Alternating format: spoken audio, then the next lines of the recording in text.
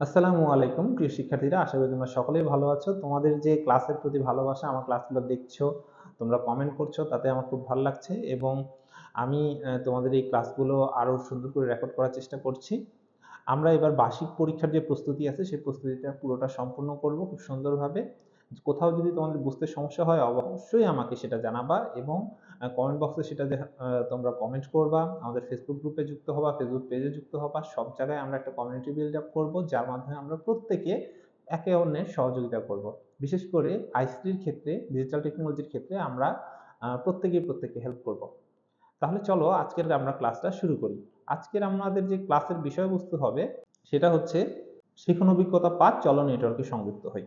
আজকের এই শিখন অভিজ্ঞতা ৫-এর চলো নেটওয়ার্কে সংযুক্ত হই যে ক্লাসটা আছে সেই ক্লাসটা চলো আমরা দেরি না করে ক্লাসটা শুরু করি। আমরা প্রথমেই যে ক্লাসের যদি পড়ার দিকে যাই, আমরা খেয়াল করে দেখবা আমাদের এখানে মূলত যে বিষয়গুলো নিয়ে কথা বলবো সেটা হচ্ছে নেটওয়ার্ক কি, নেটওয়ার্ক কিভাবে কাজ করে। সপ্তম শ্রেণীতে কিছু জিনিস তোমরা পড়ে আসছো, যদি ভুলে যাও আমাদের সপ্তম শ্রেণীর ক্লাসগুলো তোমরা দেখতে পারো। তাহলে চলো আজকে কথা না বাড়িয়ে ক্লাসটা শুরু করি। আমাদের শিখন অভিজ্ঞতা ৫-এর মধ্যে যদি আমরা খেয়াল করি, যেটা আছে চলো নেটওয়ার্কে সংযুক্ত হই, প্রথমেই কিছু জিনিস আমাদের একটু বলে দিচ্ছে। যেমন আমরা জানি নেটওয়ার্কের মূল কাজ হলো এক স্থান থেকে অন্য স্থানে তথ্য আদান প্রদান করা। নেটওয়ার্ক বা নন ডিজিটাল দুই ধরনেরই হতে পারে। তাহলে নেটওয়ার্ক কয় ধরনের হতে পারে? একটা ডিজিটাল আর একটা হচ্ছে নন ডিজিটাল। সপ্তম শ্রেণীতে আমরা ডিজিটাল নেটওয়ার্কের দুটি ধরন এবং তারযুক্ত এবং তারবিহীন সম্পর্কে জেনেছি। এবার আমরা নেটওয়ার্কের আরো কিছু ধরন সম্পর্কে জানবো, আর সেই সাথে জানবো ডিজিটাল নেটওয়ার্কের আমাদের জীবনে কি কি কাজে লাগে। এই অভিজ্ঞতা শেষে আমরা নিজেরাই একটা কম্পিউটার নেটওয়ার্কে যুক্ত হতে শিখে যাব। তাহলে আমরা এখান থেকে দুটো ইনফরমেশন প্রপারলি পাচ্ছি। একটা হচ্ছে নেটওয়ার্ক দুই ধরনের হয়, আরেকটা হচ্ছে তোমার একটা তারযুক্ত নেটওয়ার্ক হতে পারে, একটা তারবিহীন নেটওয়ার্ক। আমরা সহজভাবে বলতে পারি ওয়্যারলেস আর ওয়্যার্ড। এখন সেগুলো নিয়ে আমরা একে একে পড়বো। এখন প্রথমে আসি সেশন ১ নেটওয়ার্কের প্রয়োজনীয়তা। যদি তোমরা সেশন ১ নেটওয়ার্কের প্রয়োজনীয়তা অংশটার দিকে তাকাও, তাহলে তোমরা দেখতে পাবা যে আমাদের চারপাশে নানা ধরনের নেটওয়ার্ক দেখি, আর এই প্রতিদিন নানা ধরনের নেটওয়ার্কের এই নানা ধরনের কাজ কিন্তু আমরা কি জানি, নেটওয়ার্কের প্রয়োজনীয়তা কি। চলো একটা গল্প করে সেটা জেনে নেই। গল্পটা কি দেখো, রিফাত অষ্টম শ্রেণীর একজন শিক্ষার্থী। তার আজ কম্পিউটার ল্যাবে ক্লাস, সবাইকে একটি করে প্রেজেন্টেশন তৈরি করে প্রিন্ট করে শিক্ষকের কাছে জমা দিতে হবে। ল্যাবে ঢুকেই তাই সবাই যে যার মতো কম্পিউটারের সামনে বসে কাজ শুরু করে দিল।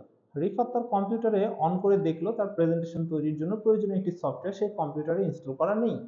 সেটা কি হতে পারে তোমরা আমাকে একটু কমেন্ট করে জানাও যে তার প্রয়োজনীয় সফটওয়্যারটার নাম কি।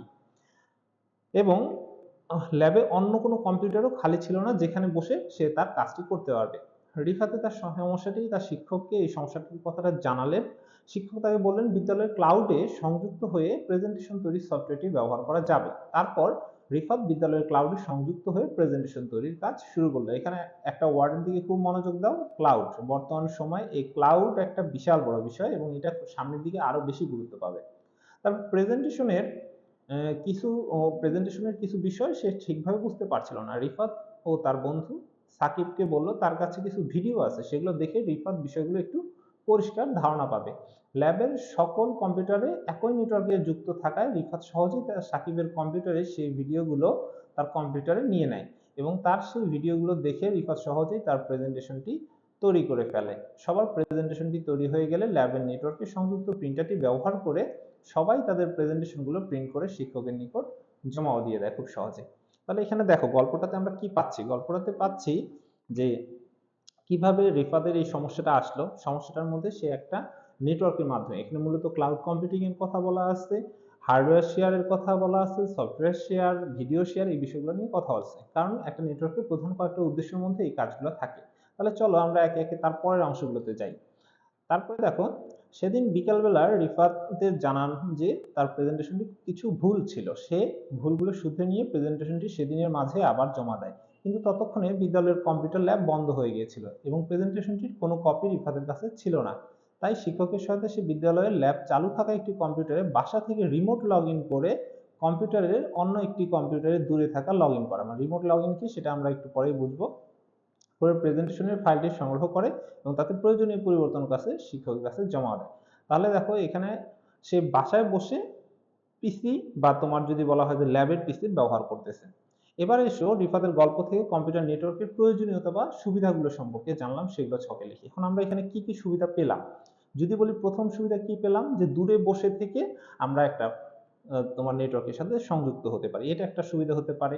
নেটওয়ার্কের মাধ্যমে আমরা কি করতে পারি, তথ্য শেয়ার করতে পারি। যেমন সে কি করলো, ভিডিও শেয়ার করলো, এই ভিডিও শেয়ারটাও একটা তথ্য শেয়ার, সে সেটা করলো, সেটাকে আমরা বলতে পারি যে সে ভিডিও শেয়ার করছে। তারপরে হচ্ছে সে কি করলো, হার্ডওয়্যার শেয়ার করলো, সে তার প্রিন্টারটা প্রত্যেকের সাথে একটা প্রিন্টার দিয়ে সবাই প্রিন্ট করে নিল, এর ফলে কি হার্ডওয়্যার শেয়ার হচ্ছে।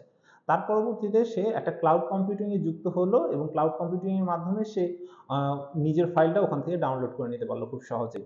যেমন আমাদের গুগল ড্রাইভও কিন্তু এক ধরনের ক্লাউড। এই গুগল ড্রাইভে আমরা 15 GB ফ্রি পাই এবং এখানে আমরা কিন্তু আমাদের প্রয়োজনীয় ছবি, সফটওয়্যার রাখতে পারি এবং পৃথিবীর যে কোনো প্রান্তে গিয়ে আমি আমার ড্রাইভ থেকে আমার এই ফাইলগুলোর অ্যাক্সেস পেতে পারি। তাহলে দেখো আমরা খুব সহজেই এর প্রয়োজনীয়তাগুলো কিন্তু আমরা এখন পারতেছি। একে একে তোমরা এই 5টা প্রয়োজনীয়তা লিখে ফেলবা। লিখে ফেলার পরবর্তীতে যে কাজ আছে, পরবর্তী সেশনের প্রস্তুতি কি, আমাদের চারপাশে কি কি ডিজিটাল নেটওয়ার্ক রয়েছে তা খুঁজে বের করে নিচের ছকে লিখে আনি।